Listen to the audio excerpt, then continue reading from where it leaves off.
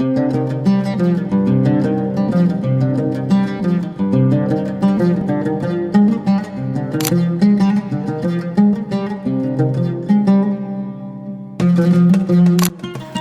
alaykum aziz kuzatuvchilar. Sizlarni yana o'z sahifamizda ko'rib turganimizdan bag'oyatda xursandmiz. Bugun biz sizlar bilan yana tarixga sayohat qilamiz. Ro'yi Zamin sayqali Samarqandda juda ko'p tarixiy maskanlar bo'lib, ular orasida Xo'ja Doniyor maqbarasi o'z xususiyati bilan ajralib turadi. Bu tarixiy maskan uch din vakillari uchun ham muqaddas ziyoratgoh sanaladi. Bunday tabarruk bo'lgan maskanlar dunyoda kam uchraydi. Samarqanddagi bu me'moriy yodgorlik Afrasiyob qo'rg'onining Kunchiqar tomonida, Siyob arig'i yoqasida qurilgan. Bu maskanda dunyoning turli hududlaridan musulmon, xristian, yahudiy sayohatchilar doim kelib ketadilar. Muqaddas Xo'ja Doniyor maqbarasi bir vaqtning o'zida uchta jahon dinlarida, yahudiylikda, islomda va nasroniylikda hurmatga sazovor bo'lgan avliyoni dafn etilgan joyidir. Musulmonlar uni Xo'ja Doniyor payg'ambar, garchi Qur'onda zikr etilmagan, lekin 124 ming payg'ambarlardan biri, yahudiylar esa Daniel payg'ambar deyishadi. Xristianlikda Daniel payg'ambar deb atashadi.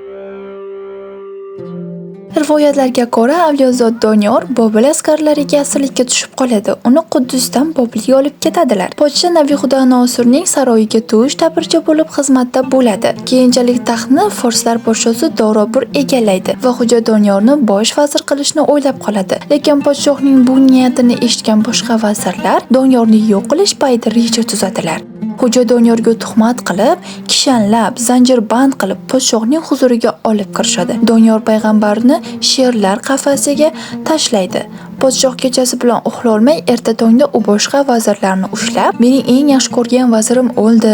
Endi senlarga ham omonlik yo'q" deb sherlarga yem qilish uchun o'sha chuqurga olib keladi. Sherlar yotgan chuqurni ochib qarashsa, Doniyor payg'ambar hayvonlar bilan suhbatlashib o'tiribdi. U omon chiqib, yana uzoq yillar odamlarni yakka Xudoga sig'inishga da'vat qilib, turli qarashlardan qaytarib yashab o'tganlar. Keksagach Suzaga ko'chib, izzat-hurmat bilan Suza shahriga dafn etilgan.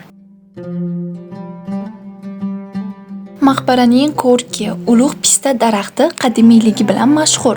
Rivoyatlarga ko'ra, bu daraxt payg'ambar Doniyor bilan bog'liq mo'jizalardan biridir. Aytishlaricha, u yerda ekilgan pista novdasi mo'jiza tarzida o'sib, asrlar davomida yashab kelmoqda. Daraxtning shox-shabbasi nihoyatda tarvaqaylab ketgan bo'lib, ziyoratchilar undan baraka tilab, barg yoki meva olishga harakat qilishadi.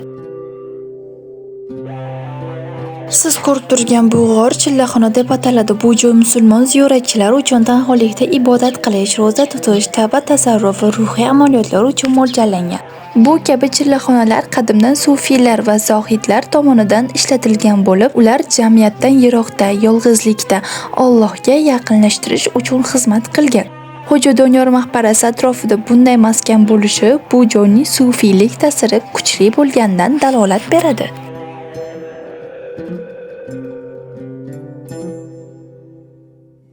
Rivoyatga ko'ra, Amir Temur sharq yurishlari chog'ida Doniyor payg'ambarning mozorini topgan va baraka keltiradi degan umidda suyaklaridan bir qismini Samarqandga olib kelib, hozirgi maqbara joylashgan tepalikka dafn etgan. Abul Hakim Samarqandiyning Qandiya kitobida quyidagilar yoziladi. Samarqandda bir chashma borkim, jannat chashmalaridandir va Obir Ahmad arig'i yaqinidadir. Tarixchining aytishiga qaraganda, ushbu suv Doniyor payg'ambar qabrlari bosh tarafidan oqadi.